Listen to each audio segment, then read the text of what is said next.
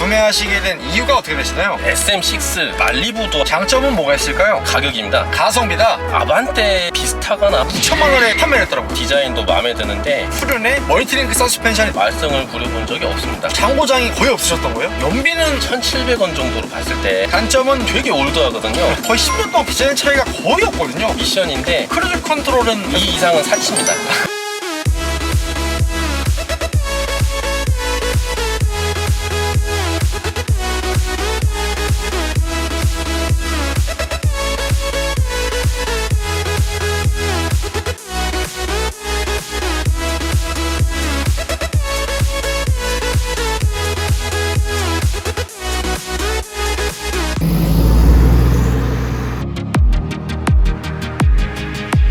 형님들 안녕하세요, 한기사입니다. 1세대 SM5가 1998년 출시된 이래 한때 르노 삼성의 주축을 담당했었고 SM5의 마지막 역사를 장식해주었던 바로 3세대 SM5 노바 클래식입니다. 가격적인 가성비와 풍부한 장점을 바탕으로 3세대 SM5 노바 구매를 고민하시는 분들이 굉장히 많으실 텐데요. 그래서 SM5 노바 클래식 차주분을 만나러 경기도 양평군에 도착했습니다. 가볍게 자기소개 한번 부탁드릴게요. 반갑습니다. 양평에 거주하는 44살 SM5 노바 클래식 차주입니다. 이 차량의 소개 좀 부탁드릴게요. 2018년식 SM5 노바 클래식 모델이고 2000cc 가솔린 엔진을 달고 있습니다. 이 차가 이제 SM6가 나오면서 판매 간섭이 겹치니까 SM6는 상위 레벨, 그다음에 SM5는 조금 더 실용성을 바탕으로 저렴하게 그렇게 내놓은 모델이 SM5 클래식입니다. 클래식 단일 트림인 거잖아요. 그렇죠. 따로 추가하는 거는 LED 램프 그거밖에 없습니다. 1.6 TC와 1.5 디젤은 SM6가 가져가고 2.0 가솔린과 렌터카 택시 모델만 따로 분리를 해서 클래식 단일 트림 2.0 가솔린 모델만 판매를 했던 거죠. 3세대 SM5가 총 2번 페이스리프트가 됐거든요. 전기형 뉴 SM5 그리고 중기형인 뉴 SM5 플래티넘, 마지막 후기형인 SM5 노바 순서인데 이 차량은 2번 페이스리프트가 된 후기형인 SM5 노바 모델인 거죠. 맞습니다. 이 차량 신차로 구매하신 건가요? 제 생애 첫 신차입니다. 구매는 언제 하신 건가요? 2017년 8월에 계약을 해서 10월 달에 차를 받게 되었습니다. 구매 가격은 어떻게 되나요? 차값이 한 2,195만 원으로 기억을 하고 있고 이런저런 부대 비용을 다 포함해서 2,400만 원의 차를 인수받았습니다. 현재 총 주행거리는 어떻게 되나요? 15만 4,495km 지금 그렇게 찍혀 있습니다. 그 전에 타시던 차는 어떤 차 타셨나요? 제가 20대 중반에 아버지께서 타시던 차를 물려받아서 탄 차가 기아 아벨라라는 모델이 있고요. 야, 오랜만이에요. 네.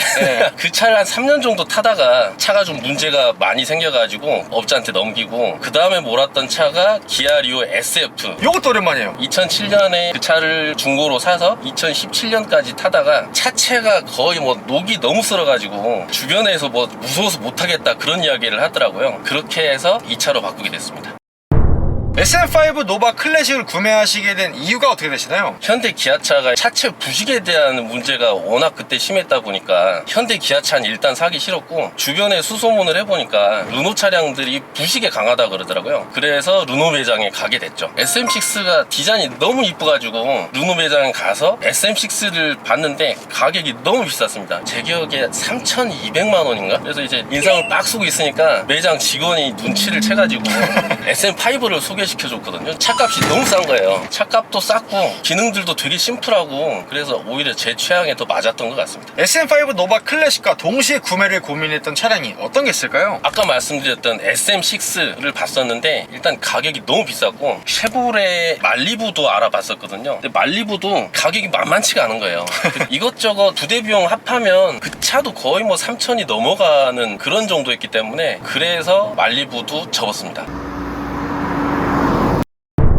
SM5 노바 클래식의 장점은 뭐가 있을까요? 일단 첫 번째가 가격입니다. 가성비다. 네. 그때 차값이 2,200만 원이 조금 안 되는 가격인데 2017년 그때 기준으로 보더라도 아반떼 비슷하거나 아마 아반떼보다 살짝 비싼 정도 그 정도 가격에 차급을 하나 올릴 수가 있으니까 정말 메리트가 있지 않았나. 지금 2023년 기준으로 아반떼, 셀토스 이런 거 거의 프로션 가까이 가면 3천만 원에 육박하는 시대인데 불과 5년 전에 신차 가격이 2,200만 원이 채 안 됐다는 건 보면 거의 뭐 이거는 거저 먹여준 거예요. 그리고 차주님께서 구매할 당시 탄생 20주년 기념으로 럭셔리시트 패키지 115만원 그리고 컨비니언스 패키지 70만원을 고객 감사 혜택으로 무상 증정을 했던 이벤트까지 했었더라고요. 맞습니다. 그리고 더 놀라운 게 심지어 단종 직전에는 2000대 한정으로 차값을 2천만원에 판매를 했더라고요. 그리고 저는 이 차 실외 디자인도 마음에 드는데 전 솔직히 최근에 나오는 요즘 차들의 디자인을 보면 좀 과하지 않나라는 생각이 많이 들 때가 있거든요. 그런 측면에서 보면 이 차는 옛날스러운 디자인이긴 한데 저 기준에는 되게 심플하고 자동차답고 그런 느낌이 들어서 전 이 디자인을 되게 좋아하고 있습니다. 전면부 보시면 크롬 라디에이터 그릴이 3세대 정기형인 뉴 SM5에서 헤드램프와 그릴이 좀 붙어있다가 중기형인 뉴 SM5 플래티넘에서 분리된 그릴과 헤드램프로 바뀌었다가 다시 2차 페이스리프트인 후기형 SM5 노바로 오게 되면서 다시 헤드램프와 그릴이 이어진 디자인으로 변경이 되는 것도 하나의 포인트고요. LED 포지셔닝 램프와 방향 지시 등도 굉장히 시인성이 뛰어나면서 그리고 측면부 보시면 프론트 오버행이 동급 차종들에 비해서 조금 더 긴 게 하나의 특징으로 볼 수 있고요. 그리고 차주님 이 차량의 휠은 몇 인치 휠인가요? 17인치입니다. 그리고 후면부도 전체적으로 안정감 있는 테일램프의 디자인과 더불어서 전기형 뉴 SM5에 비해서 확실히 이 차량 SM5 노바 테일램프의 디테일 변화가 전체적으로 안정감도 좋은 것 같아요. 또 다른 장점은 뭐가 있을까요? 조용합니다. 실내 주행할 때도 마찬가지고 고속도로 탈 때도 마찬가지고 시끄럽다는 느낌 별로 못 받았고요. 당연히 전에 타던 차가 아벨라, 리오 이런 차량이다 보니까 이 차 타면서 너무 만족하면서 타고 있습니다. 제가 한 반년 전쯤에 SM5 노바 1.5 디젤 모델 차주 인터뷰를 진행을 했었거든요. 그 차량은 확실히 디젤이다 보니까 진동 소음이 꽤나 큰 편이었는데 확실히 이 차량은 2.0 가솔린 모델이다 보니까 같은 SM5 노바 모델임에도 불구하고 1.5 디젤과 2.0 가솔린의 진동 소음의 차이가 제가 봐도 좀 정숙한 것 같아요. 정숙성과 더불어서 승차감도 만족하시나요? 승차감은 보통 중형차 기준으로 봤을 때 무난하다? 괜찮다? 승차감 만족하고 타고 있습니다. 그리고 SM6의 그 약간 오명 있잖아요. 후륜의 토션빔 서스펜션 논란이 많은데 이 차량 SM5 같은 경우는 후륜에 멀티링크 서스펜션이 들어갔기 때문에 조금 더 승차감에 대한 만족도를 얻어가실 수 있을 것 같아요. 그럼 차주님 이 차량 중형차인데 연비는 어떻게 생각하시나요? 제가 보통 출퇴근하는 길이 70-80km 정도로 항속 주행을 하는 구간들이 주로 많아요. 그 정도를 탔을 때 연비가 11에서 12 정도 나오더라고요. 그 정도면 2000cc 중형차 치고는 괜찮은 편이지 않나라는 생각을 합니다. 차주님께서 이 차량 주유하셨을 때 가득 넣으셨을 때 총 주행 가는 거리 얼마나 나오나요? 지금 현재 기름값이 한 1,700원 정도로 봤을 때 만땅 넣으면 한 9만원 정도 넣는 것 같고 그 정도 넣으면 한 600에서 650km 정도는 갈 수 있었던 것 같아요. 이 친구 공차 중량이 1415kg에다가 공인연비가 11.3km인데 공인연비랑 비슷한 준수한 연비를 보여주고 있는 거네요. 또 다른 장점이 이 차 실내 공간, 트렁크 공간 그런 게 넓다는 건데 특히 이제 이 차 뒷자리 앉아보면 성인인 제가 타봐도 되게 편안합니다. 머리 공간도 괜찮고 다리 공간도 괜찮아요. 그래서 가족들 타기에도 괜찮은 차다라고 말씀드릴 수 있고 트렁크도 상당히 깊고 넓어요. 트렁크 공간도 되게 만족하고 있습니다. 또 다른 장점은 뭐가 있을까요? 차가 고장이 없어요. 지난달쯤에 수온 센서가 문제가 있어가지고 그거 교체하는데 3만원이 들었거든요. 그거 말고는 딱히 이 차가 말썽을 부려본 적이 없습니다. 15만 4,500km 넘게 타고 계시는데도 장고장이 거의 없으셨던 거예요? 네, 거의 없었어요. 가격도 가성비인데 장고장까지 이렇게 없어요? 지금 5년 10개월 정도 타고 있고 15만을 넘게 탔는데 이렇게 고장이 없는 것에 대해서 이 차한테 제가 감사하는 부분이기도 합니다.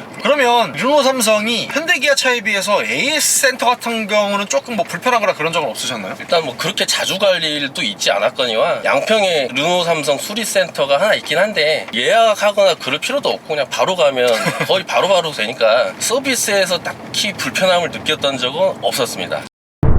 SM5 노바 클래식의 단점은 뭐가 있을까요? 아무래도 이 설계가 오래된 차다 보니까 실내 디자인들이 되게 올드하거든요. 디자인 많이 따지시는 분들 같은 경우에는 정말 싫어할 수 있는 디자인인 것 같아요. 또한 플라스틱이 굉장히 많이 들어가지 않았나요? 원가정감을 좀 많이 해서 그런지 이런 재질이 누가 봐도 이거 정말 싸구려다라는 느낌을 주거든요. 중형차인데도 거의 준중형만도 못한 느낌이에요 사실. 요새 아반떼 같은 경우는 실내 디자인이 되게 좋아 보이더라고요. 아반떼보다도 어떻게 보면 더 싸구려 느낌을 주게 일부러 한 것 같은 느낌도 들 정도로. 죄송한데 2,200만 원도 안 되는 가격이면 이 정도는 타협해야 되는 거 아닌가요? 일부러 그런 느낌을 준 것 같은 생각이 드는 거죠. 눈물 흘리시는 거 아니죠? 그래도 뭐 운행에 뭐 특별히 문제 있거나 그러진 않으니까 사실 3세대 초창기 모델이랑 이 친구 2차 페이스리프트까지 거친 지금 모델이랑 거의 10년 동안 실내 디자인 차이가 거의 없거든요. 솔직하게 현대나 기아 같았으면 몇 번 바뀌었을 만한 기간인데도 불구하고 르노에서 소홀한 게 아닌가라는 생각이 들긴 듭니다. 뭐 좋게 포장하면 헤리티지를 지켜줬다. 그래서 3스포크의 간결한 핸들 디자인과 더불어서 아날로그와 디지털의 조화가 무난무난한 계기판도 아주 신성이 뛰어나고요. 그리고 균형감 있는 센터페시아 디자인과 더불어서 좌우 동래 프로토 에어컨까지 들어가 있고요. 근데 차주님 이거 2018년형인데 CD 플레이어가 들어가 있어요? 다른 차는 없나요? 아니 2018년형인데 아무리 가성비여도 CD라도 있으면 좋지 않나. 굉장히 긍정적이시네요. 그리고 이 차량 마지막 영혼까지 끌어모았기 때문에 열선 통풍 시트까지도 아주 확실하게 들어가 있고요. 운전석 조수석에 모두 파워 시트까지 적용이 돼 있으면서 마지막 활용점정으로 기어봉이랑 사이드 브레이크까지 직관적으로 달려있어요. 이 차의 또 다른 단점이 이 차 엔진 출력 그 다음에 미션인데 이 차의 마력이 141마력 그 다음에 토크는 19.8인데 그 당시 기준으로 따져 보더라도 동급 다른 차량에 비해서 살짝 딸리는 수치이기도 하고, 그다음에 미션이 CVT가 달려 있어요. 그래서 뭐 연비에 초점을 맞춰서 그런지는 모르겠지만 가속력이나 뭐 이런 부분들이 조금 답답하다라고 느껴질 수는 있습니다. 물론 고속도로에서 막 밟는 분들이 아니고서 이게 얌전하게 모시는 분들 같은 경우에는 크게 문제점을 못 느끼지만 달리는 거 좋아하시는 분들한테는 답답하다고 느껴질 수가 있어요. 또 다른 단점은 뭐가 있을까요? 르노 삼성 차량을 모시는 분들 아마 공통적으로 느끼시는 분일 텐데 수납 공간이 정말 애매합니다. 이 부분은 현대 기아한테 배워야 돼요. 현대기아는 거의 마법사 수준으로 뽑거든요. 핸드폰이나 아니면 무슨 지갑 뭐 이런 것들을 마땅히 놀 만한 데가 없어요. 그래서 저는 주로 조수석에 던져놓는데 컵보드도 되게 작은 것 같아요. 이거 지금 하나 간신히 들어가는데 두 개도 못 넣어요. 도어 포켓도 굉장히 좁은 것 같아요. 진짜 그것도 잡동사니 좀만 넣으면 꽉 차가지고 아쉬운 부분이긴 하거든요. 이 손잡이 부분에다가도 뭔가 공간을 만들 수도 있을 것 같고 구멍 뚫리진 않고 여기 막혀있네요. 손잡이 부분요. 별거 아니라면 아닐 수도 있긴 하지만 은근히 불편합니다. 또 다른 단점은 뭐가 있을까요? 2018년형이면 그래도 다른 중형차 같았으면은 옵션을 선택할 수 있다거나 그런 것들이 있는데 이 차는 그런 게 없어요. 예를 들면 서라운드 뷰 아니면 차선 유지를 보조해 준다든가 어댑티드 크루즈 컨트롤 뭐 기타 등등 뭐 그런 것들이 없고 선택할 수도 없어요. 옵션도 아예 안 됩니다. 그런 점들은 좀 아쉽지 않나. 아무리 끝물이고 가성비긴 할지라도 편의사양 같은 거 그래도 옵션으로라도 좀 넣을 수 있게라도 해줬으면 어땠을까 라는 아쉬움이신 거잖아요. 맞습니다. 그리고 이 차량 크루즈 컨트롤 있는 걸로 알고 있는데 크루즈 컨트롤은 어떤가요? 크루즈 컨트롤이 있어서 신기해서 몇 번 써봤는데 어댑티드 크루즈 컨트롤이 아니어서 차간거리 유지나 정차 재출발 이런 게 안 되는 거네요. 이 차한테선 그런 걸 바라면 안 돼요.